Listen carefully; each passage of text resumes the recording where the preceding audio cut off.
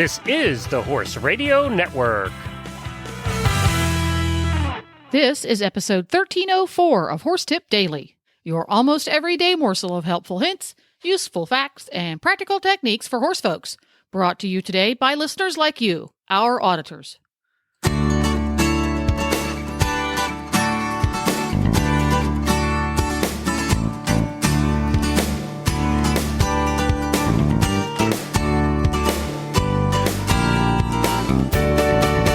Greetings, horse people. Coach Jen here, and thanks for tuning in to Horse Tip Daily.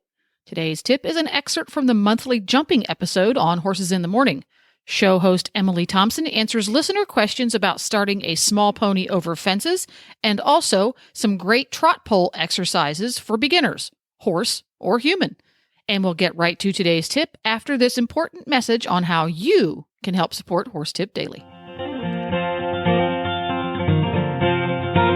Hi, this is Gina Moronic from Wisconsin, and I am an official Horse Radio Network auditor, something I'm really proud to do and to be a part of in a small way, because it's something that I get a lot of information from. The Horse Radio Network and the convenience of the downloadable podcasts means that I can improve my horsemanship skills, my riding skills, or just really enjoy listening to friendly, informative programming whenever I'm driving to work or working on chores or at the barn even.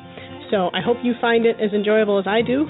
If you do, go to horseradionetwork.com and click on the banner to become a Horse Radio Network auditor. For as little as $1 a month, you can be involved in this great thing too and keep it going. Thanks.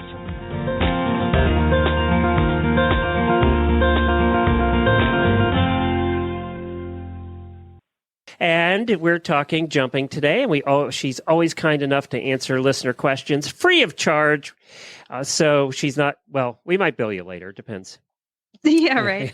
All right. Depends how complicated they are. That's right. Simple ones are free. Complicated, $10. Chantel says, how do I introduce my pony to jumping? Yes, I want to jump my little 11-hand Rosie, but I don't know how to start. Okay. I happen to know... First of all, I hope Chantel's not that big. She's only like 5 foot or something. I happen to know her a little bit. And she has a little daughter, I think, that's 5. And I think that's eventually where they want to go, is the daughter jumping the pony, because 11 hand's pretty tiny. So, it's tiny. Yeah, I think, that's where she wants to go with it. So I assume groundwork to start, right?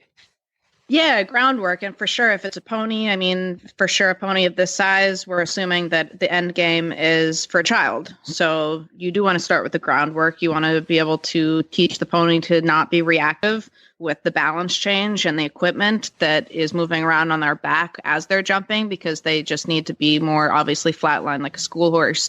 So for these kinds of situations, I do it for the horses too. If I know they're going to be lower level, entry level, rather amateur horses into the show ring, or, doing 3-foot things like this.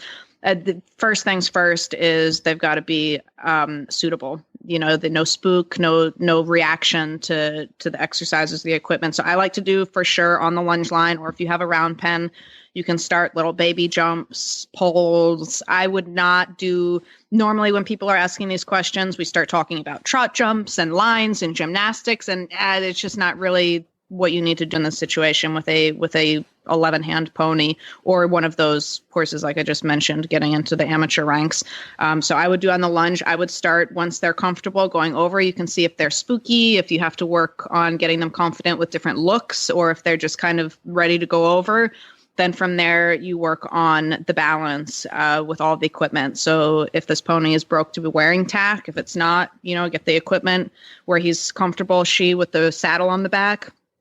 And then I just slowly but increasingly make it more pressure with the equipment so that they become desensitized to the moving around, the creaking and all of this. So maybe the first time they jump with no stirrups on the saddle at all.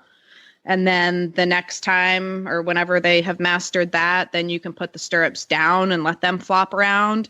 I love doing empty or not empty, but like hay-filled or shavings-filled grain bags. I'll tie those onto the saddle and let those just flop around or onto the side. You don't want to scare the horses, but you do want to keep finding out where the edge of their comfort zone is and just keep pushing gently in that direction. You're going to get a lot farther going slower if you have a scared horse. But that's kind of the name of the game. If you're going to have a child on or amateurs, that's what you're looking for. You're not looking for top form for, is this pony have a big stride? We want him to just not really care if his rider loses their balance or flops on the neck or the leg slips back, little things like that. And you can really just take care of pretty much all of that without the rider up there at all. All right, very good. Next question is from Kayla. Other than trot poles, what are some great exercises that you can perform to help you when jumping? I have a 4-H member. Oh, I have a 4-H member. I thought you were saying forehand. I was going, well, that is tiny. Now that's just too small. That's just too small. That's bunny rabbit size. Okay, I have a 4-H member who is working a lot on her flat riding and wondering about what other exercises she can work on. Well, poles are usually where you start, right? Yeah, you start, and she's saying other than trot poles. So the trot poles are great, and then you go to canter poles. So first you start with single. Yeah, or even just flat poles on the ground. If you want to work on your turning and your relationship with the speed and everything, you can do just single poles. I will sometimes put a little pyramid of poles, put two together and then one on top. So it's not high like a cavaletti, but it's bigger than a pole. And then you can work up to a single cavaletti, or if you have like cinder blocks or something, you can bump it up on the sides. I love those blue trash cans that people are always using for barrels. They're like the perfect height to make a cross rail that's small. So those are great ways. But I would say that you're basically starting at a ground level and then building a very small height and staying there of a single obstacle. You're not doing combinations or lines like we're talking about. You're basically working on the turning and the relationship to getting to the middle of the jump, which is very hard for people when they start jumping, because in your flat work and in the dressage, everybody's doing circles, and people will say circle back on this jump, but you don't actually ride a jumping course as if it's circles. You ride it more like it's square turns.